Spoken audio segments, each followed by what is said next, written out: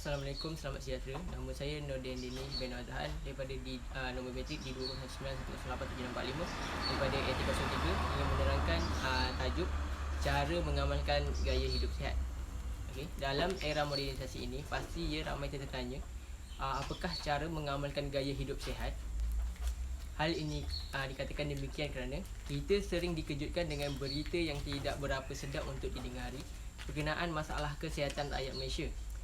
Sebagai contoh, meningkatnya kes-kes penyakit kritikal seperti sakit jantung, kanser, diabetes dan lain-lain. Di Malaysia, dikatakan mempunyai masalah obesiti yang serius. 4 daripada 10 orang dewasa yang melebihi usia 18 tahun di negara ini sama ada mengalami berat badan berlebihan iaitu obesiti atau lebih dikenali sebagai masalah kegemukan.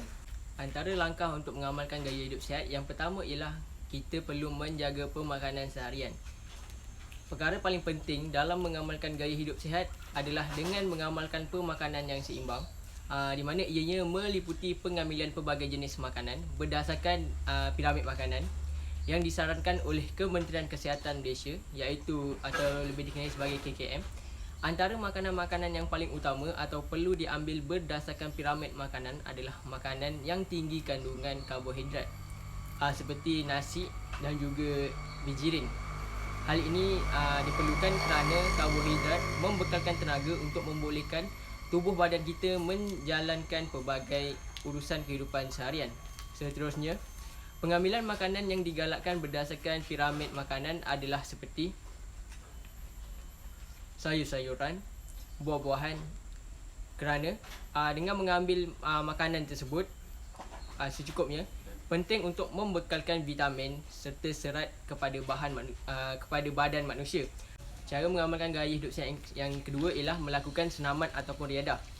Cara mengamalkan gaya hidup sihat yang lain juga adalah melakukan aktiviti senaman dan riadah yang penting untuk tubuh badan kita.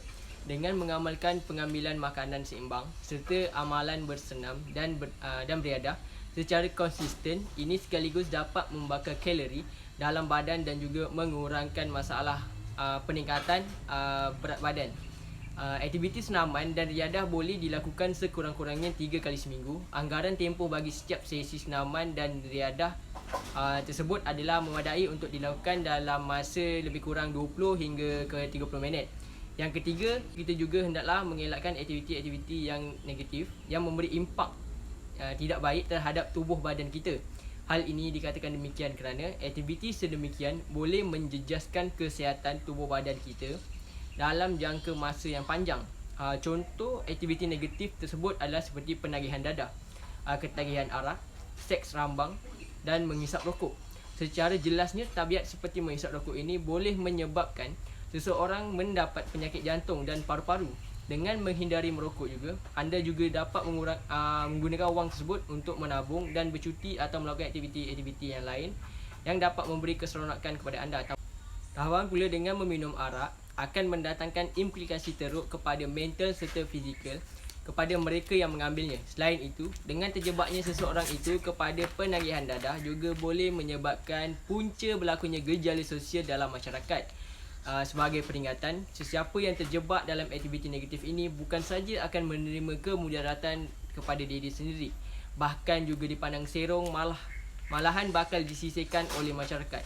Secara kesimpulannya, terdapat banyak amalan yang perlu kita lakukan, antaranya seperti perkara yang dinyatakan tadi, untuk membolehkan kita supaya terus hidup sihat. Amalan ini harus dipupuk serta disedari oleh kita sejak daripada kecil lagi. Ibu bapa serta anggota keluarga yang lain juga perlu memainkan peranan dalam mendidik kita. Akhir sekali, peribahasa Melayu ada menyebut mencegah itu lebih baik daripada mengubati. Maka marilah kita sama-sama mengamalkan gaya hidup sihat sebelum terlambat. Sekian, terima kasih.